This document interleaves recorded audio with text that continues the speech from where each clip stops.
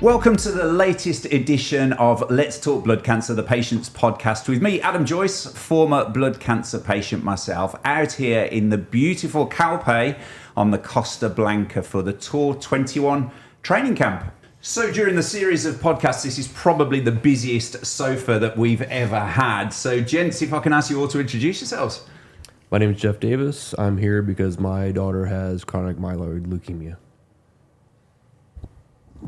My name's Scott. I'm here because my daughter has acute lymphoblastic leukemia. My name's David. I'm here because I had blood cancer back in 2016. My name's Phil. I'm here as a keen cyclist to raise vital funds for all these very worthy causes in memory of my father-in-law, Bob. I'm Austin Reynolds. I'm here to ride my bike and to raise some money for acute leukemia. Amazing. Gentlemen, thank you all for joining us on the sofa on this beautiful sunny morning while we are out here getting you guys ready for a massive undertaking. For those that are new to the Tour de France and the Tour 21 and what this is all about, allow me to recap some statistics. You'll enjoy hearing these, guys. So you are taking on all 21 stages of the Tour de France 1 week ahead of the professionals. A few numbers for you guys. That's 3,333 kilometers with a total elevation of 54,500 meters, the equivalent of climbing Everest more than 6 times. And as I can see, Scott, you're the only one who's got a bit of a smile about that. Everyone else, it looks like maybe it's trepidation. Scott, I'm going to start with you. Actually, you know, you're riding because your daughter has acute lymphoblastic leukemia. Can you take us back to the moment that you found out and the diagnosis was given to your daughter? Tell us your daughter's name. Daisy. Daisy. That was back in September 24. She had various symptoms over the summer, culminated in an abscess in the thigh, which we didn't know what caused it. They were looking to drain the abscess, did a blood test, redid the blood test because they thought there was an error with it. And it was as simple as that. The consultant came in with another nurse, which we figured was a bad sign. And there and then, we got the diagnosis, and devastating, of course. Everything changes in an instant, but there was no time. It was ambulance up to Bristol Hospital and straight into treatment the next day. So horrifying. Concerning, frightening. Any word you choose is probably not enough. But we are where we are, and you just have to go into survival mode. And she's been an absolute star. Amazing. And Jeff, similar question to you, really. I mean, do you draw any comparisons and similarities with what Scott's just said there? A lot of similarities. I think one particular is just symptoms. And my daughter was getting some random bruising. She was tired a lot. She had an elevated heart rate, and she's not an athlete, so it wasn't something that we would have recognized as parents. You know, she was a teenager, studies a lot, was tired, so maybe it was just because she was studying all the time. But took her to her primary for a checkup and did the blood work, and immediately was directed to take her to a children's hospital, and we were straight into treatment as well. Jeff, thanks so much for sharing that with us. May I ask, does being a father and watching your child go through something as serious as that change you as a person? I think it's given me more strength.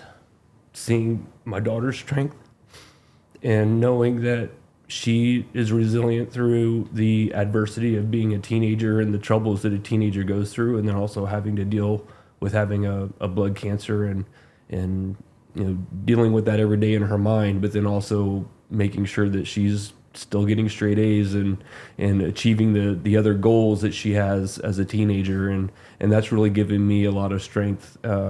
Just in my job and my everyday life, that I shouldn't complain about anything. She's so strong, and that inspires me.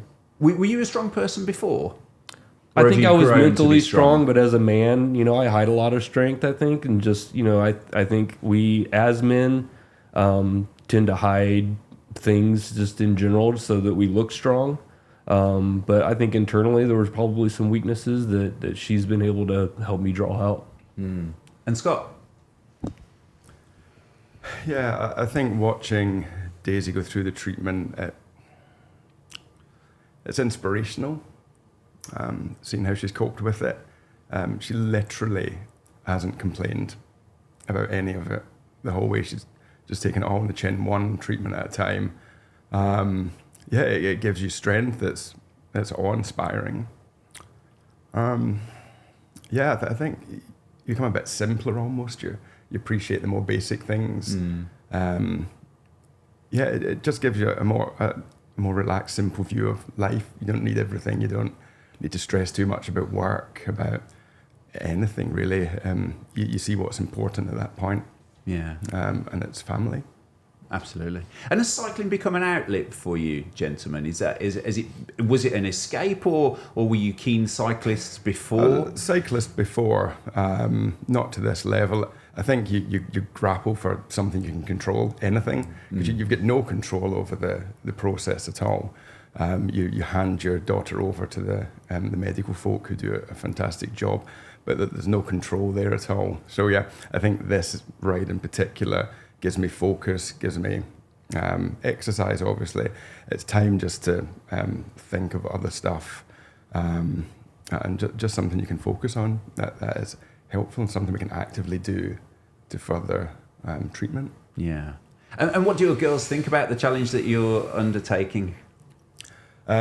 Daisy, she told me to do it when I suggested it. She said, "You can do that, Daddy. You can ride a bike."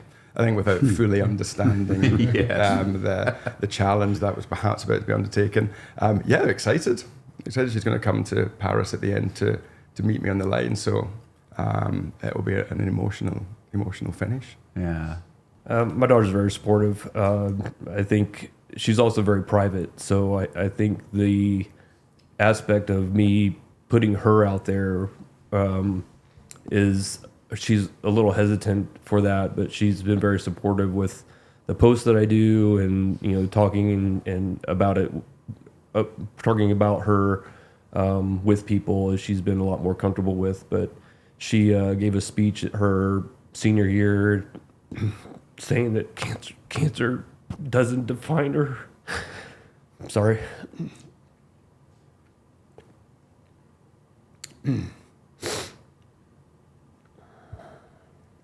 She gave a speech her senior year of high school at her graduation saying that cancer doesn't define her.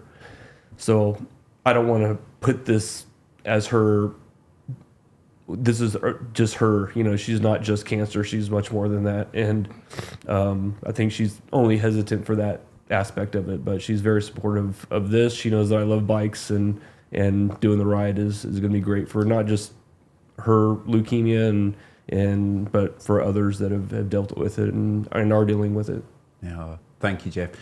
Scott, if you are facing any when you are facing some incredibly difficult climbs and some really challenging moments during the tour, are there any particular memories that you will draw upon that may motivate you more than others? There's loads, isn't there? There's every time Daisy faced a treatment or an anaesthetic or a lumbar puncture or anything that was particularly unpleasant. I think though her returning to school, she missed a year of school, returning to school and just seeing the evolution of her journey. And she was nervous going back to school, of course, hadn't been for quite some time. And she, again, did it without fear, took it head on.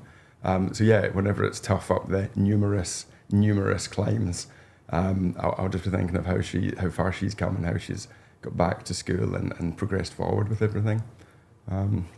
There's too many memories that I could use. I'll have a different one for each hill.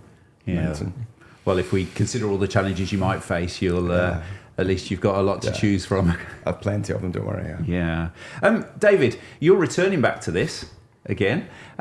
What has made you come back? I think a number of things. I genuinely enjoyed the ride last time. It was a fantastic experience to be here. I'm passionate about the charity. I'm passionate about the work they do. I really think it's important getting the drugs out of the research labs and into patients and enabling people like these to be treated and helped along the way. I had cancer myself back in the day. My kind I had was fortunately very treatable, and I want others to have that same advantage in the years to come. I think the other thing that kind of really strikes me is you hear these stories as you're along the tour. You realise actually it's fun. It's an enjoyable experience. Well, mostly enjoyable. It's a tough but enjoyable experience, type 2 fun. But you kind of realise it's not a joke. It's real. It matters, the work we're doing. So I think that's why I'm back. And you're back and you're smiling. So how much of an undertaking is this, talking from experience? Because this isn't just getting on your bike and going out for a ride, is it? I mean, the days are long. The days are very long sometimes. I think the thing you can't quite convey is the intensity of the whole experience. It's not just the on the bike bit, it's also all the bits around the bike. The days are long. Sometimes you get to your hotel and you just about get checked in, get changed, get your dinner, and you're off to bed again.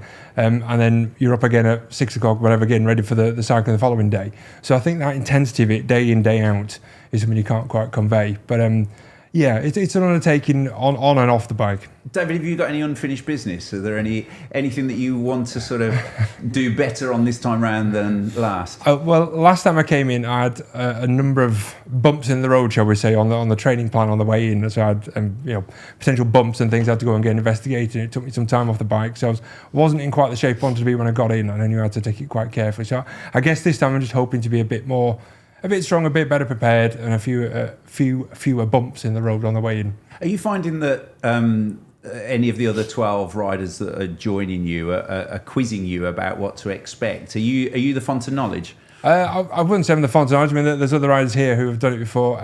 There's a wealth of experience around, so there's a bit of kind of what's it like doing certain things. But no, I think everyone's just ready for the challenge and ready to get going. Well, your smile is quite infectious. I hope that you can manage to keep that for every single day of the tour. You referred to the people next to you. Phil, you're a Michelin-starred chef, but you're not out here for your culinary abilities, are you? I hope not. So tell us about your particular reasoning for cycling. Well, listen, ultimately now, having done it once before, did it in 2024, came in, really, I was looking for a meaningful kind of challenge in my life, just at the point where I was. My father-in-law, Bob, was a great man and died of leukemia, off the back of leukemia. So there was a very real, logical reason to join this charity. But I have heard, the last three, riders just talking. It is, it's very real, and having done it once, that does connect you to a charity. And I'm a patron for another charity, and I realise, I know how important it is to get, excuse the pun, fresh blood into a charity, and tapping into new people who've got new networks and new enthusiasm for it is really important to keep charity full of vitality and at the end of the day, money. And so I'm back because I too enjoyed the ride in 2024. Life's a funny old thing, and some things along the journey of life are special, and that experience was special for all sorts of reasons. So I really like the idea of going through that again. Yeah. But obviously the single most important thing is to to raise another decent chunk of money to help fund the very work that is delivering the magic that it clearly does. And we thank you for that, Phil. Did you learn anything about yourself when you rode it last time? Do you know what? I think I'm a pretty straightforward bloke. I am an active bloke. I don't know, if I took one thing away, it's daunting. When you're standing on the start line of that, it's daunting. And I think you learn that, not so much about me, but that actually you just chip away. Life, we break life down into a day. I mean, that's not we riders, that's life. And actually you can do quite a lot of stuff in a day. And if you just do it consistently, day in, day out, it's amazing what you can achieve. Because there are times when you have to dig really deep. Yeah. I certainly did. Yeah. And but it's a truly great event. And based on that comment about digging really deep, what do the first time riders not really know about what they've got coming? I would kind of echo what Dave just said. It is the riding actually is almost the downtime. I mean, that's where the physical graph comes, but you can switch off. You're on your bike. That's what we do. We like riding bikes, and you're on your bike for a long time. So you can switch off. It's the morning and getting to the hotel. That's the kind of intense bit. And it's just that whole thing is that there are only so many hours in a day. Most of them you're on a bike, and the rest of it is just dealing with the logistical stuff. In this day and age, you've got to charge about 10 different devices every night just to keep yourself on the road. I mean, it's ridiculous. Let alone your own, you got to eat, you got to clean, you got to do your own washing, you got to cut. There's a bit of help with the washing, but you still. So it's. You haven't mentioned the food. The food, breakfast, even a little hotel can do a great breakfast. Yeah. The power pack that provides lunch, those three ladies, they are diamonds. They really are diamonds. They produce food that is, I mean, it's great fuel, which is ultimately the most important thing, but it's also really delicious. Yeah. Evening meals, you don't look forward to so much. But you just need that fuel, don't you? You just got to get it done. Is it more daunting or exciting coming back again? It is slightly different. You kind of know. I mean, part of the thought of doing it again was to kind of be able to wear the whole thing as a slightly looser garment, so you're not kind of stressing about everything. I'm not a numbers man. I'm not a stats man. I don't look at computers really. I kind of. I did get a bit anxious about nutrition just because I know what it feels like to bonk on a bike. It's not. It's never fun. No. And so I was a bit. And so having done it once and managed to avoid that, I think. Probably can come in a little bit more relaxed this time, but equally, there's going to be bumps along the way. Yeah. What's been your most successful bit of fundraising so far, Phil? I'm very lucky in the world that I operate in, restaurants. I subcontracted a lot of the fundraising out to my diners and just put I put £1 on the bill of a business called Notto, which is a group of pasta restaurants in London, and so that just means that it's just happening day in, day out. So it means that I can then, that raises a really substantial amount of money. That covers the 30 grand really that we're committed to raise. And then over and above that, I can then do other specific things. But nearly all of mine, it's either mates or it's food related. And humans are, as I said, talking about London, humans are passionate enough about food. Plenty of affluent people who will spend big money and donate big money to have you go and cook at their house for a dinner party or something.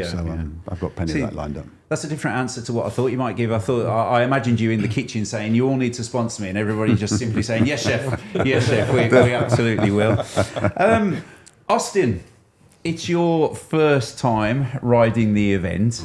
For you, how do you feel hearing the stories from the riders who've done it before, hearing some very moving stories from our fathers on the sofa here? Tell us about why you're here and what's going to drive you along. I actually rode the tour in 2012, the whole tour, and I was a reasonable cyclist then. Since then, I've had quite a few injuries, quite a few accidents. Yesterday was my longest ride in 4 years, and that was only 122 kilometres at 2,000 odd metres. So I've got a lot to do to get up to the level that these guys are at. I've raised lots and lots of money over the years for various charities, through bike rides, through golf events, and through work charities.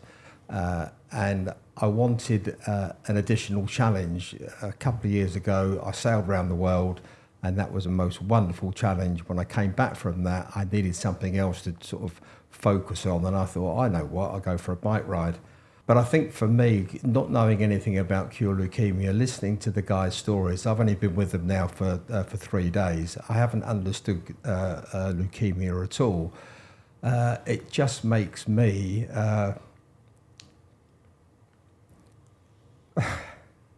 I'm getting emotional because of him. Our family is so blessed that we're all healthy, and I care for these guys and their daughters. Some are raising money for them. do you know the actual emotion that I see from it's palpable, isn't it? Each with a different motivator for being here, but as a team of 13 riders, you're going to drag each other around this event and raise an incredible amount of money for the charity. Austin, you've been so open as to how it's affecting you. Are there any parts of this journey that you're really excited about or really nervous about? And seeing your emotion now, how do you think you'll feel when you're crossing that finish line in Paris?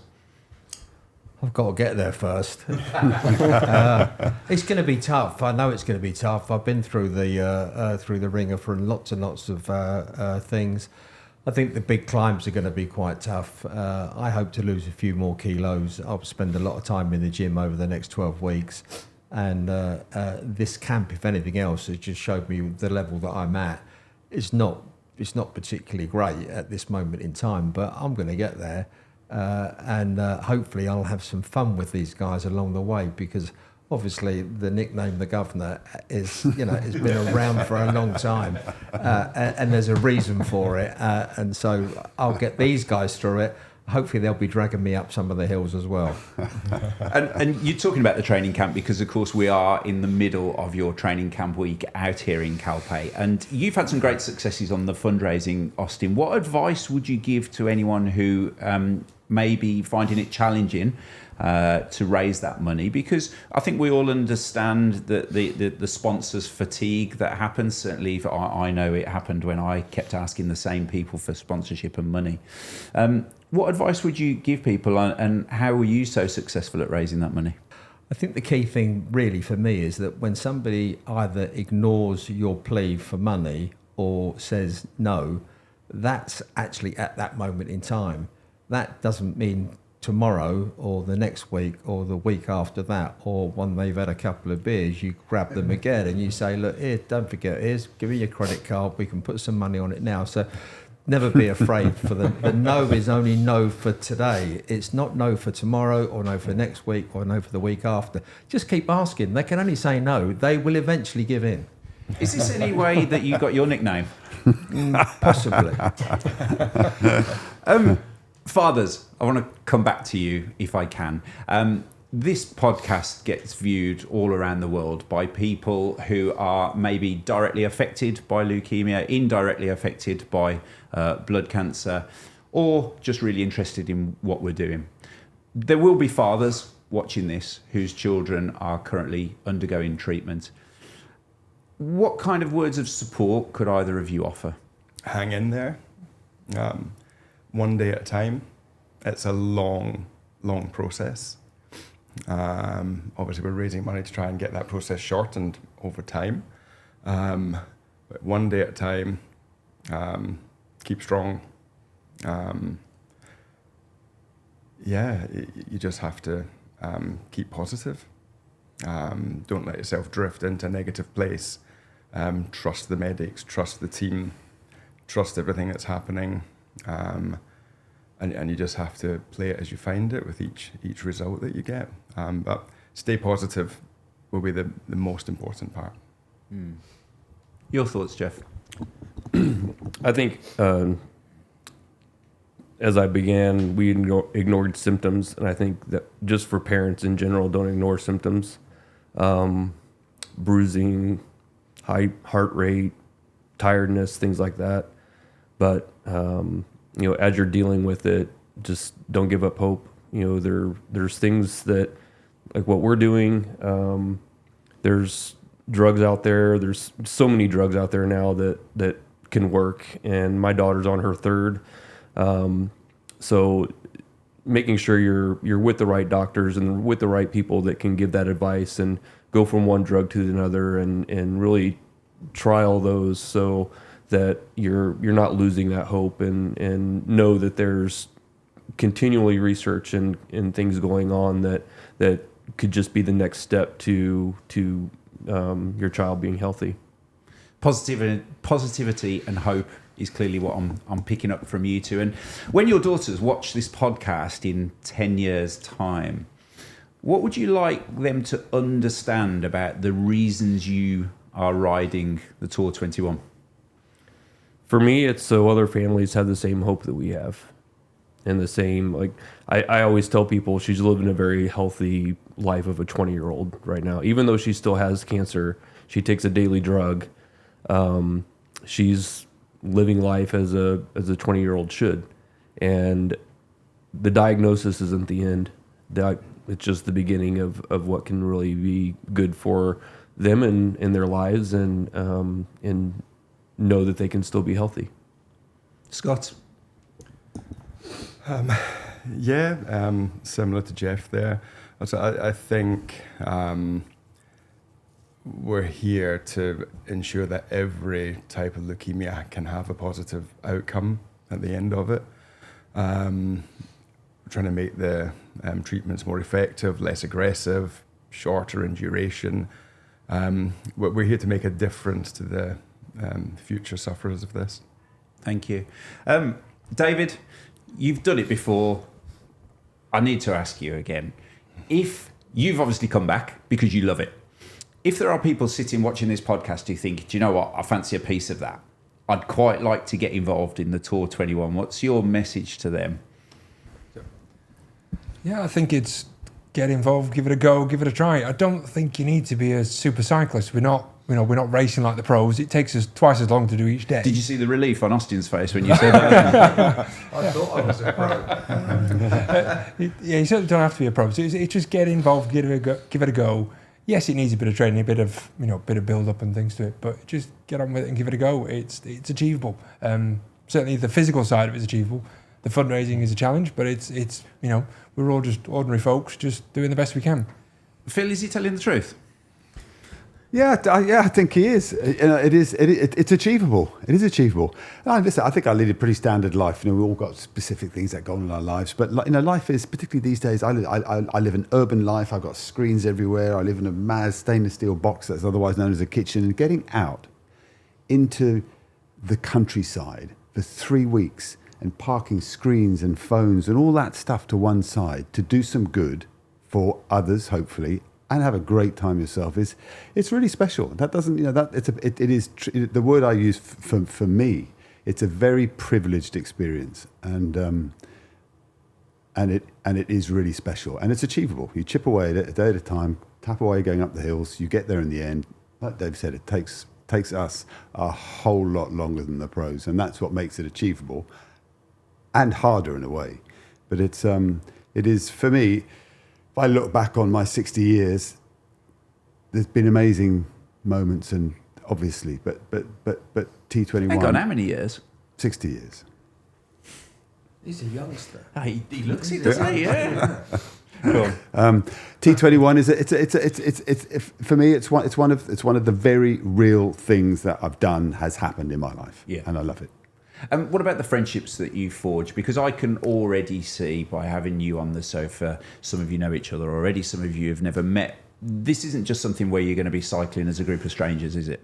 No, that's obviously a really special aspect of it. I think I'm quite a typical bloke. I only need 2 or 3 people in my life that are close to me. I don't need more than that in terms of great mates. But the WhatsApp group from 2024 is still alive and kicking. And whenever it goes through phases where it's dormant. But when that WhatsApp group bubbles up, it's a really special connection. It's a very tight-knit group for 3 weeks. It is, you forge some very deep friendships, relationships, and that is a really special part of it. Are you ready now, or do you need this week's worth of training? No, but this is good. This kind of this connects it. I've done a lot of training so far. Most of it kind of solo. I've got a couple of mates in London. Some of my riding mates have dispersed far and wide, but I've still got a couple that I ride with. This is kind of really where the ball gets nudged off the top of the hill for me. Psychologically now, you're officially engaged. It's only a few months away, and so it's almost home straight time. And David, the final word to you, really, about the support that is on offer from Cure Leukemia during the T21 event. How did you find it last time, and what kind of words of reassurance can you give to the others? I mean, there's an absolutely massive support team around us. Physios, there's the catering team, there's the outriders. It's immense, the team that goes around here. I think it's about 40 people to, Correct.